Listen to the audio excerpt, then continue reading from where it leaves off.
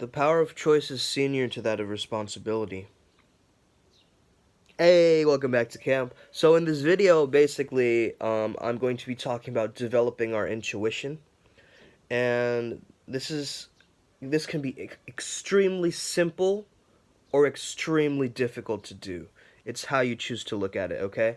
And basically, developing your intuition can be as simple as watching for it, analyzing it to make it more useful, and giving it good information to work with. So, really developing it starts by realizing that you have it, realizing that you have it already within you. And if you ever had a hunch about something, if you ever had a gut instinct, that was your intuition. And it's just your mind using more than what you're consciously aware of. Okay? But can you trust it? How do you develop it? How do you improve it? So developing it, there's three steps. First step is to recognize it. And once we recognize it, it's not enough to just see it for what it is. We have to encourage it. We have to find moments to encourage it, to study it, almost like we're going into a research paper, okay? We have to study it and make it more trustworthy for us. And we have to give ourselves good information to work with. So Gary Kasparov will admit that a computer can calculate chess positions many moves further ahead than he can. Yet he still beats the best computers out there because of his intuitive grasp of the game. Now, his experience allows him to combine analysis with a sense of which move is the best. So try and find areas in your life where you can intuitively operate, where you can go into autopilot mode and still you're finding a way to succeed and have it take over. So, of course, intuition is also a warning device, right? Both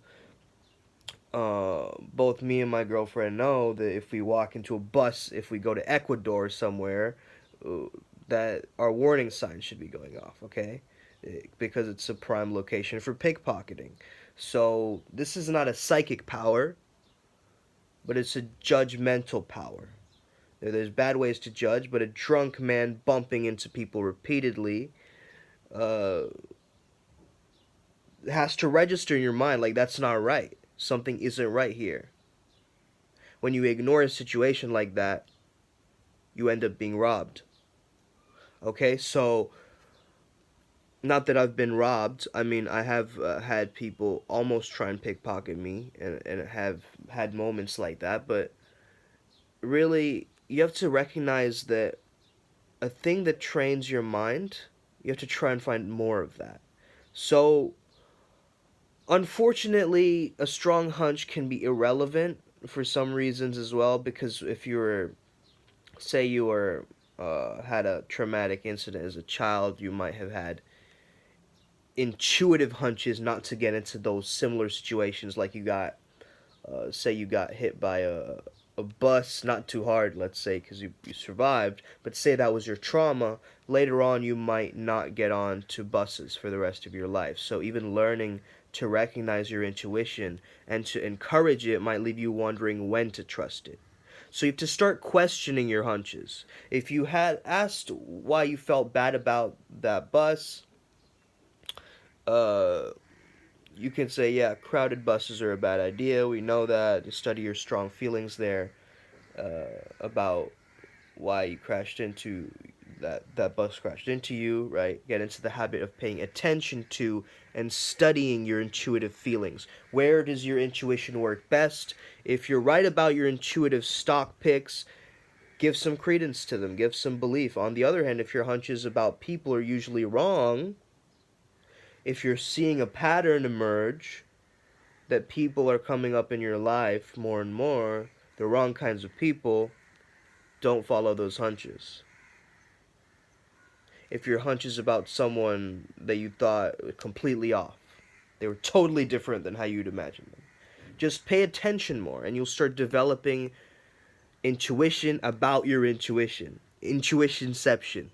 Okay, your skill and knowledge and your experience can determine the potential effectiveness of this. So, no weak chess player will never intuitively beat that computer. Okay, like Kasparov can. Learn enough about a subject before expecting good hunches about it. So work in the area you want to build more intuition in, okay? Work for you with or without your conscious participation. So you're feeding your intuition, you're feeding it well. And you're recognizing that you'll have hunches and ideas more often if you do this. If you study it, you'll learn when to trust it.